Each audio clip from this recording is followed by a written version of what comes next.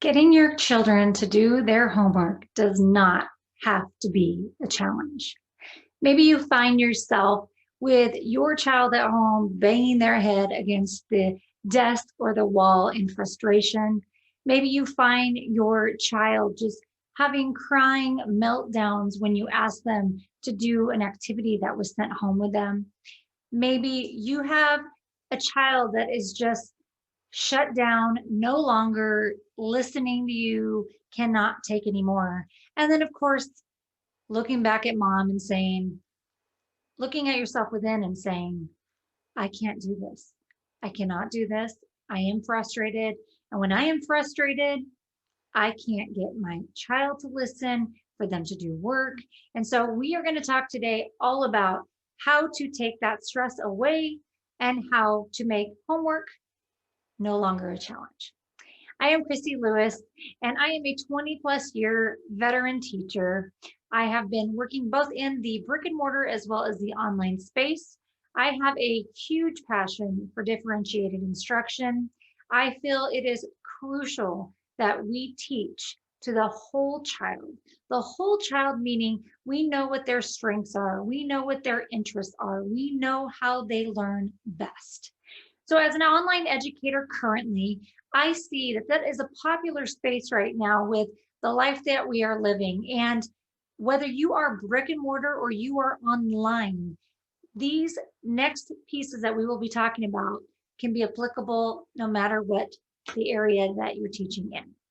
I am a digital resource creator. When I create resources, I create them to be differentiated. That means that I will take a skill that all kiddos need to learn, but I will tweak it and I will provide the independent practice so that it reaches the different types of learners, so that if they are a struggling learner or more advanced learner, they don't have to be behind or they don't have to be bored. They can still take part in the activity because it is at their level. That is what differentiation is all about. It is teaching to our children. So my goal and passion is to share how to create lessons and implement them and implement the strategies, whether you are a teacher or you are a parent, and we are able to set our students up for success. So I want to talk today about my top 5 reasons to use choice boards. Why do we use choice boards? So let's go ahead and dive in a little bit deeper, but the word choice boards is basically exactly what we are going to be talking about. They are boards creating choices, or they are boards with choices. All right, let's dive in. The first reason I love choice boards, and it is my go-to at home and in the classroom, is that they can be differentiated. If you followed me for any length of time, and I've just mentioned in the intro of the video, differentiation is my passion. And that all stemmed back years ago, 20 plus years ago, when I started in the classroom where we taught students to be in just that box. Those 4 corners is where they needed to stay, and you taught one way and the children were supposed to respond in a specific way.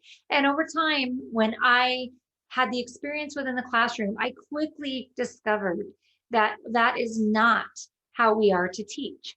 Now, again, parents, if you are homeschooling your children or even working with them when you are at home, you can take what they are learning at school and you can differentiate what they do at home so that they are learning the skill, but they are working at their level.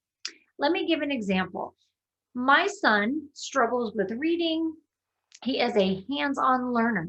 So when he comes home with some assignments that are on a worksheet, I differentiate them. So we will take the skill of multiplication, for example, and instead of him doing a whole page of a worksheet, I will have him manipulate some blocks and create arrays where there are patterns that help him visually and he can kinesthetically see how to solve that problem. So when I say choice boards can be differentiated, I am saying they can be tweaked depending on your learner.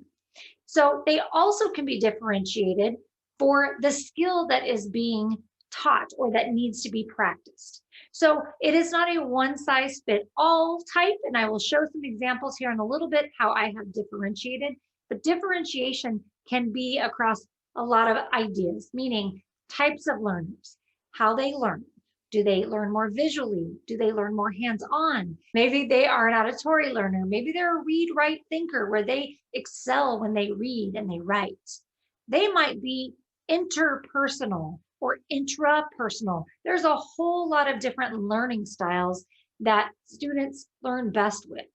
They might be more critical thinkers. So maybe they are an analyzer, maybe they are more engineer-like. We need to take their interests and what they love, and we can differentiate what they need to do as homework and provide them what they need to fix that skill or go ahead and practice that skill, but be differentiated to their level.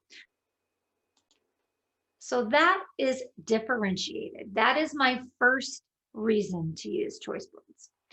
All right, I want to show some examples of the differentiation here right now that I have created for both my online shop as well as what I use with my own son. So again, these two particular examples of choice boards are for the types of learners, the four main types. There are others, as I mentioned, but the four main types of learners are your kinesthetic learners, that is your hands-on learners, your read-write learners, they like to read and write, just as it mentions. They are auditory, they hear best, as that's how they learn, or they might be visual, they need to see things. Now, of course, a lot of us have multiple styles of learning. Sometimes they're all of them. Sometimes it's better one or the other. And this particular one right here, I have it designed where we were working on vowel and consonants. So the vowels and the consonants, and at the end of the lesson, they show here, it shows right here, different ideas on how to practice that same skill, but in their learning style. So for example, for the kinesthetic learner who likes to touch and feel, and that's how they learn, they can grab Play-Doh. And what they can do is, I have task cards that go along with this. When they're answering the question, they can take their Play-Doh and spell out the word using Play-Doh. Letter tiles is another example. They are moving them and manipulating them. So it's not just writing on paper. Now you can transfer that to the read-write thinker, and you can have that person writing complete sentences using the verbs and consonants that we were talking about within our task card examples, all right? The other part they could do is they can take sentences already pre-made and identify, pull out the noun, pull out verbs, pull out adjectives, whatever the skill is. For the auditory learners that need to hear best, they need to hear to get really what's going on. An example can be where they might put music on. Some people learn by listening to music while they do their assignment. Or they can use those phonics phones where they are listening to themselves read. So they are hearing clearly how it sounds. For example, my son is speech delayed. I've gotten a lot better over the years, but I like him to use those phonics phones because he's able to hear himself say the word. So he speaks into it, but the other side of the phone, he can hear. So when he drops his initial sounds, it's like, that doesn't sound right. So those are some examples of taking a skill in a lesson and tweaking it simply by some of the things you have around the house and just kind of getting practice with how you can differentiate these examples.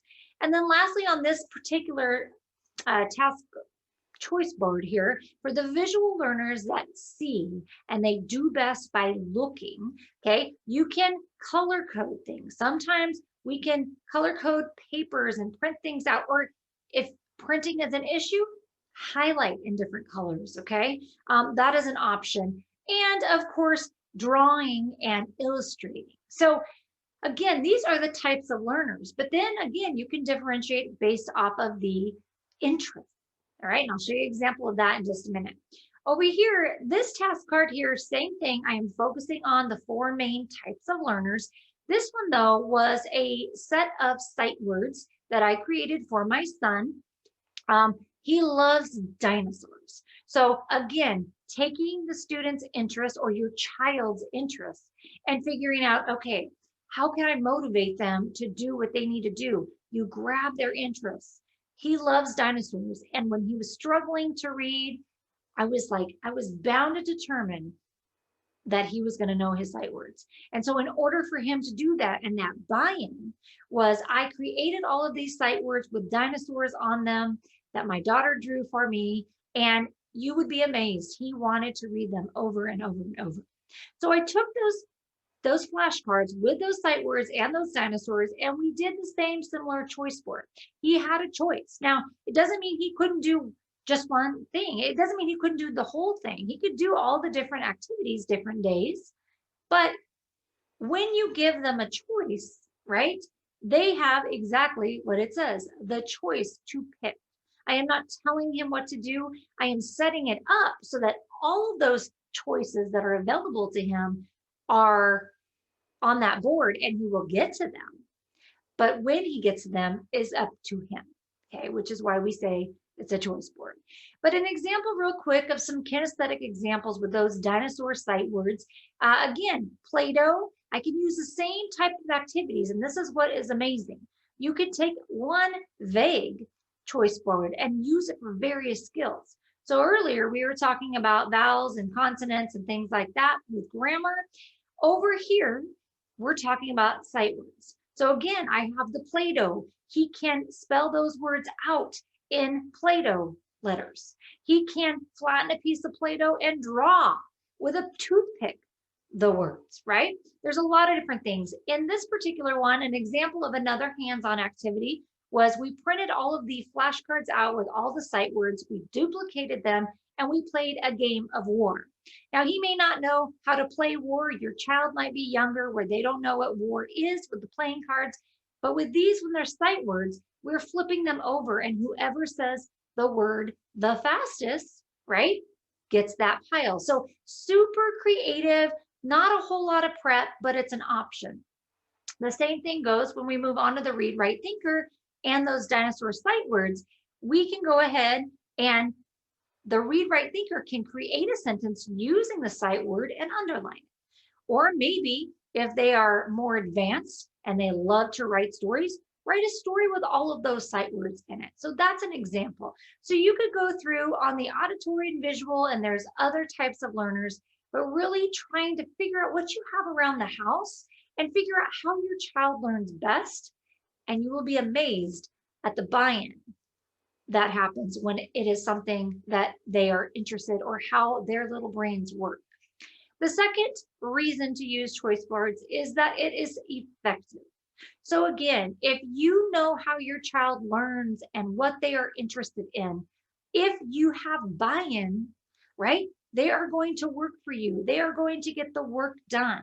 They are going to be motivated. So if they are working and they are doing what they are supposed to do, the skill that they are to be practicing, it is effective. And again, it's effective when we can be specific while we meet the needs of our students at home. The third reason that I love choice boards is that it's creative. It is not a one size fits all. It is a completely out of the box mentality. So again, you saw in my examples, you could be creative based off what your child likes. If your child is obsessed with Legos, find a variety of things to do with Legos. They could build words, they can do math problems. If they're not the hands-on learner and they are the visual learner, maybe, they can draw a picture of various things. If they're a read, write, thinker using Legos, maybe they can build something, but then write about it. So there's so many things and there's no limits. That's what I love about it. You meet your child where they are. And that is so important when it comes to our students learning, because then they will be confident, they will be motivated, and all of those things end up equaling success. We want our students to be ongoing learners. So creativity, it's a must. Number 4, it is independent, okay? It creates an independence. What I mean by that is if you are providing a choice board, you are giving your child a choice. Now, let me back up for a minute. On the choice board, you can have 4, as I showed you earlier. Here is an example that I have created. It is for my son specifically. Currently, he is in fourth grade, and there's various skills that he still needs work on. So his teacher will email me and let me know the basic skills that he is learning in his small group. And what I do is I make a one type template of a choice board. And the idea is there's check boxes in all of them. They have the skills that he is supposed to have practiced as part of his homework. And he's going to check those off as he does them. The directions at the top says, make sure that all of the boxes are checked before the end of the week is over. Okay. So what that means is when we are creating independence, I am not saying you have to do this. I am saying, here are your choices. Go ahead and pick which one. When students feel like they have choices, right, they're going to be more apt to work and they're going to be more apt to be motivated. Now, let's say this. The kicker is all of these skills on this choice board here are things that he needs to know. So by the end of the week, they all are supposed to be checked. It doesn't matter the order in which he does them, as long as they get done. And it's not all about check, check, check, check, a check system. It is about the effectiveness of what he is doing to learn those skills. So just to show you, on this choice board here, he needs to be practicing his story problems, addition and subtraction. So one of the tasks for this choice board is to create a word problem, all right, based off an equation. So I might say 3 plus 5, okay? So 3 plus 5, he needs to create a story using that equation. Same thing for subtraction. That's a skill he needs to know. So he's going to do that skill, but he gets to create. He gets to be creative. His brain never stops. You can see it going all the time. So he is going to get to use his creative juices to create a story as creative as he wants, but he's still focusing on learning and practicing that skill. Another example is to read one of your books that focuses on the IGH spelling pattern. It's another skill that he needs to work on.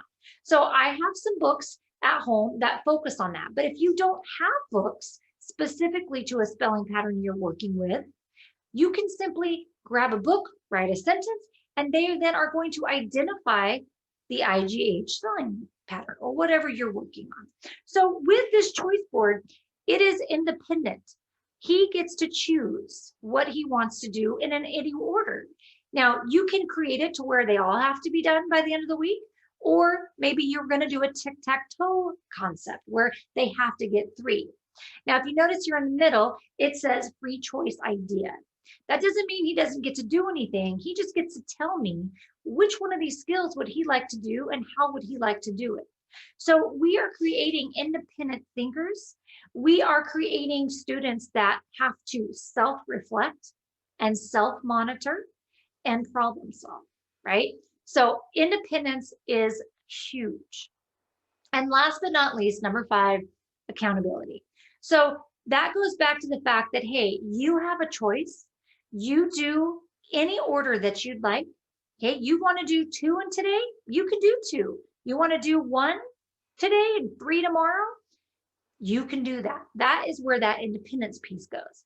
But the accountability comes in at the end of the week per my instructions that says these all need to be done by the end of the week.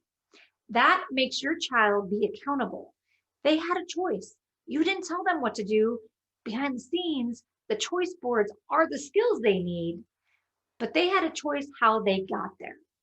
The other piece I love about the choice boards, if I'm being honest, is the accountability factor for this girl.